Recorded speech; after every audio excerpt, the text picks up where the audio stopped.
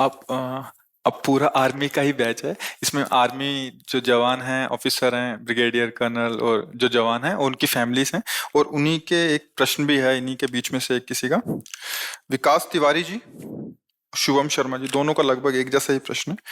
गुरुदेव, आपके चरणों में कोटि कोटि प्रणाम। गुरुदेव भगवान, मैं एक फौजी हूँ जिसकी वजह से मेरी खान पान, नित्य रोज के कर्म एक साधक जैसे नहीं हो पाते, और इस कारण से मन बहुत विचलित हो जाता है। और कभी कभी मन में ये आता है कि अब नौकरी क्या छोड़ देनी चाहिए, या महाराज जी। अगर आपने कभी आर्मी के जनों से हमारा संभाषण जो हुआ अगर सुना होता ध्यान से, तो शायद ये प्रश्न न रहता। हमने ये सदैव उनको कहा है कि जैसी भी परिस्थिति हो, उस परिस्थिति में आपका लक्ष्य केवल राष्ट्र सेवा है, ना कि आहार। आहार में क्या आता मुझे नहीं देखना। मान लो आप युद्ध में हो, अब उस समय आपका लक्ष्य है शत्रु पक्ष पर वार करके अपने को बचाना, अपने राष्ट्र को बचाना। अब प्राण पोषण के लिए उस समय जो कुछ आता है उस पर निर्णय नहीं करते क्या आता है। जो सरकार दे रही उसे उदर में डाला और गोली चला करके अपने राष्ट्र की रक्षा की, अपने को बचाया। हम इस समय कोई घर गृहस्थी में बैठकर के साधना करने वाले साधारण व्यक्ति नहीं है। हम राष्ट्र की रक्षा करने वाले राज सैनिक हैं। तो वहां धर्म बदल जाता है। ध्यान रखना, स्थान और योग्यता और उपाधि अधिकार के अनुसार फिर धर्म का स्वरूप भी, उपदेश अलग बदल जाता है। अभी आप रिटायर हो, आप घर में रहते हो, आपको अलग उपदेश होगा। लेकिन जब तैनात हैं आप, तो आपका पक्ष नहीं रह गया कि आपको क्या भोजन में मिल रहा है, आपको किस समय नहाने को मिल रहा है। ये सब बातें नहीं देखी जाती। ये बातें देखी जाती है रिटायर होने के बाद। ये बातें देखी जाती हैं जिस समय अन्य कार्यों में आपके लिए नहीं। आप राज सैनिक हैं, आपको जो मिले आंख मूंद कर उसे खाइए, और राष्ट्र की सेवा में जो आप प्राण समर्पित करने के लिए तैयार हैं, इससे बड़ी कोई साधना नहीं। प्राण समर्पित करने वाला ही साधक कहा जाता है।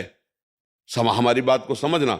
जो संत अपने प्राणों का मोह छोड़कर भगवान में समर्पित होकर हर कष्ट सहता हुआ आगे बढ़ा, वही विजयी हुआ है, वही सिद्ध हुआ है, वही भगवत प्राप्त हुआ है। खान पान की व्यवस्था बुद्धि को शुद्ध करने के लिए चाहिए। हमें आपकी बुद्धि की शुद्धता की जरूरत नहीं है। आपकी बुद्धि में क्रूरता की जरूरत है कि अगर हमारे सामने हमारे राष्ट्र को क्षति पहुंचाने वाला है, तो हम क्रोधावेश में भर करके उसका सर्वनाश करेंगे। अब इस बुद्धि के लिए मूंग की दाल और गेहूं की रोटी की बात नहीं आएगी। इसके लिए सिर्फ तुम्हारे सामने राष्ट्र है और उसकी रक्षा है, इसके आगे कुछ नहीं। हाँ, ये जरूर है कि हम राम कृष्ण हरि राधा जो नाम प्रिय हो नाम उच्चारण करेंगे और दौड़ करके दुश्मन का गला काटेंगे। इसके लिए हमें जो भी आहार, जो भी बल, जैसे भी रखा जाएगा। हम राज सैनिक हैं, कोई स्वयं स्वतंत्र नौकरी पेशा वाले नहीं। आप लोग अपने जीवन का बलिदान के आपकी बराबरी कोई भी नहीं कर सकता, क्योंकि जीने के लिए व्यापार है, जीने के लिए और भी तरीके।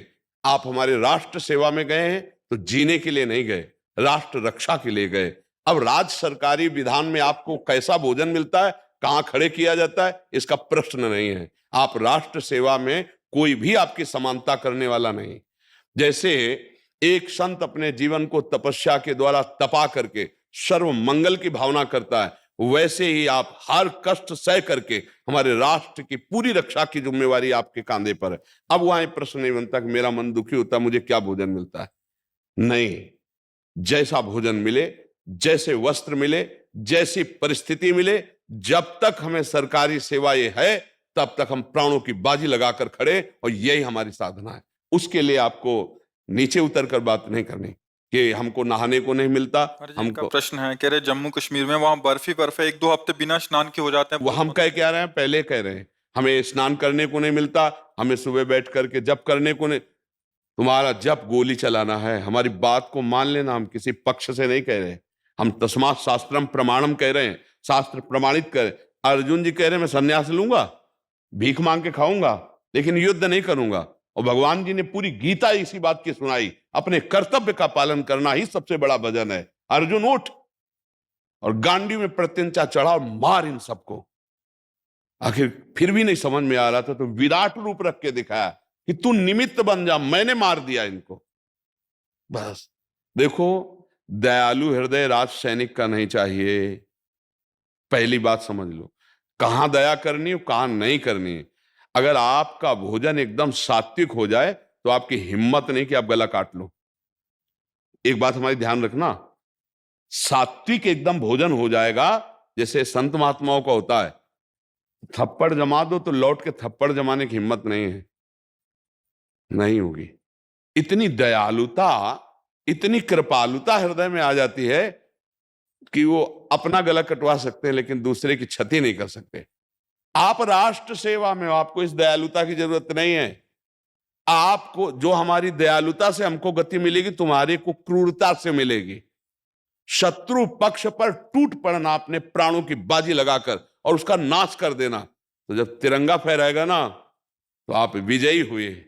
चाहे आपका शरीर पूरा हुआ है या शरीर है, लेकिन वो आपकी सदगति होगी, क्योंकि राधा नाम चल रहा है, कृष्ण नाम चल रहा है और राष्ट्र के लिए समर्पित पक्का। इसमें पक्का विश्वास कर लेना, इसमें कोई संशय मत रखना। हम तुम्हारे किसी पक्ष की बात नहीं कह रहे, ये शास्त्र की बात कह रहे हैं। बस इसके आगे आपको कोई प्रश्न नहीं होना चाहिए।